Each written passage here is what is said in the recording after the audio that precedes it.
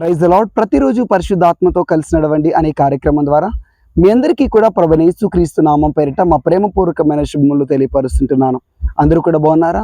మరొక దీవెనకరమైనటువంటి ఈ రోజును యేసుక్రీస్తు ప్రభువారు మనకు అనుగ్రహించిన ఈ రీతిని బట్టి ఆయన నామానికి మహిమ కలుగును గాక.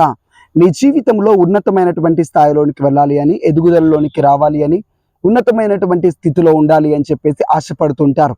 కానీ మన జీవితంలో దేవుని సహాయం మనకు అనుగ్రహింపబడకపోతే ఆ ఉన్నతమైనటువంటి స్థలముల్లోనికి, ఉన్నతమైనటువంటి స్థాయిలోనికి మనం హెచ్చింపబడలేము, ఆశీర్వదింపబడలేము.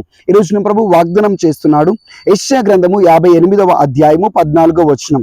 దేశం యొక్క ఉన్నత స్థలముల మీద నేను నిన్నెక్కించెదను. హల్లెలూయా. ప్రభువు ఎక్కిస్తేనే మనం ఉన్నతమైనటువంటి స్థాయిలోనికి ఎక్కగలం, ఉన్నతమైనటువంటి స్థలంలోనికి వెళ్ళగలం, ఉన్నతమైనటువంటి ఆశీర్వాదంలోనికి, దీవెనలోనికి మనం ప్రవేశించగలం.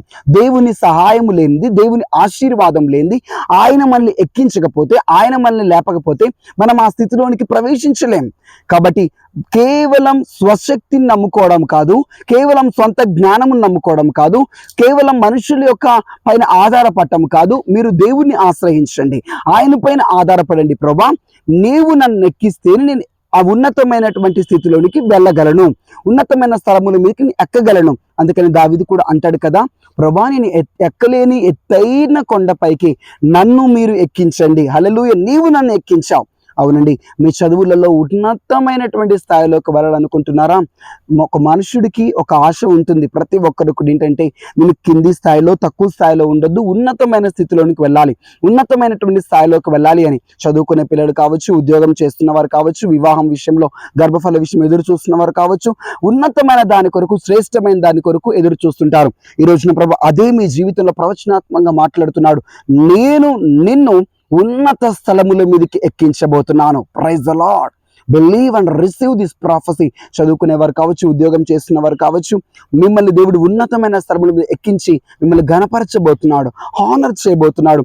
మీ చుట్టూ ఉన్నటువంటి అధికారుల మధ్యలోనే, నీ పైవారి మధ్యలోనే నిన్ను సన్మానించే విధముగా నేను ఉన్నతమైన స్థలంలోనికి ప్రభు ఎక్కించి దీవించబోతున్నాడు. కళ్ళు మూసుకొని ప్రార్థిద్దామా?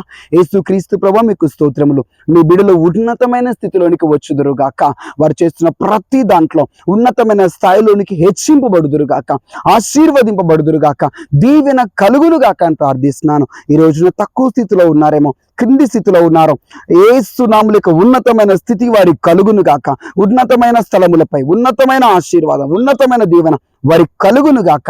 మీ ద్వారా దాన్ని వారికి అనుగ్రహించమని, ఈ దినమంతని బిడ్డలు మీరు కాపాడి క్షేమమును, ఆశీర్వాదమును, కృపను దయచేయమని నజరేయుడైన యేసు నామములో అడుగుతున్నాం తండ్రి.